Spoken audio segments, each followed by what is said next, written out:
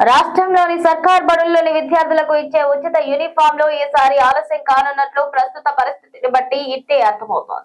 June కు ముందే అందాల్సిన యూనిఫామ్ లు దసరాకు అందే సూచనలు కనిపిస్తున్నాయి. ఇందుకు ప్రధాన కారణం యూనిఫామ్లకు సంబంధించిన వస్త్ర సేకరణ టెండర్లు ఇంకా పూర్తి కాకపోవడమే అని రాష్ట్రంలోని ప్రభుత్వ పాఠశాలల విద్యార్థులకు విద్యాశాఖ ప్రతి ఏటా 2 జతల ఉచిత యూనిఫామ్లు అందిస్తున్న విషయం తెలిసిందే. రాష్ట్రంలోని సర్కార్ బడుల్లోని విద్యార్థులకు ఇచ్చే ఉచిత యూనిఫామ్లు ఈసారి ఆలస్యం కానున్నట్లు ప్రస్తుత పరిస్థితిని బట్టి ఇట్టే అర్థమవుతోంది. జూన్ కు ముందే అందాల్సిన యూనిఫామ్లు దసరాకు అందే సూచనలు కనిపిస్తున్నాయి. ఇందుకు ప్రధాన కారణం యూనిఫామ్లకు సంబంధించిన వస్త్ర సేకరణ టెండర్లు ఇంకా పూర్తి కాకపోవడమే. రాష్ట్రంలోని ప్రభుత్వ పాఠశాలలు విద్యార్థులకు విద్యాశాఖ ప్రతి ఏటా 2 జతల ఉచిత యూనిఫామ్లు అందిస్తున్న విషయం తెలిసిందే.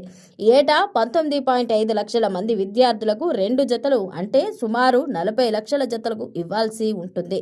2026-27 విద్యా సంవత్సరంలో ఒక్క పాఠశాల విద్యకే 1.6 కోట్ల మీటర్ల వస్త్రం అవసరమవుతోందని అధికారులు తెలిపారు. తొలుత టెస్కోకు ఆర్డర్ ఇచ్చి తర్వాత రద్దు చేసి టెండర్లకు వెళ్లారు. వస్త్రంతో పాటు గురుకుల విద్యార్థులకు ఇచ్చే స్కూల్ కిట్ కు సింగిల్ టెండర్ ఆహ్వానించారు. ఈ నెల 13 వరకు టెండర్లకు దాఖలకు గడువున్నది. టెండర్లకు ముగిసిన 45 రోజుల్లో అన్నింటినీ సమకూర్చాల్సి ఉంటుందని నిబంధనలో పొందుపరిచారు. గడువులోగా వస్త్రంతో పాటు స్కూల్ కిట్ లోని సామాగ్రిని సమకూర్చలేమని టెండర్లు చేతులెత్తేసినట్టు తెలిసింది. యూనిఫామ్లు ఏటా ఆలస్యంగా అందుతున్నాయి. 2025-26 విద్యా సంవత్సరంలోనూ ఆలస్యంగానే అందగా ఈసారి మరింత ఆలస్యం కానున్నాయి. వస్త్రం కోసం విద్యాశాఖ 2025 సెప్టెంబర్లోనే ఆర్డర్ ఇచ్చింది. కొంత అడ్వాన్స్ చెల్లించింది.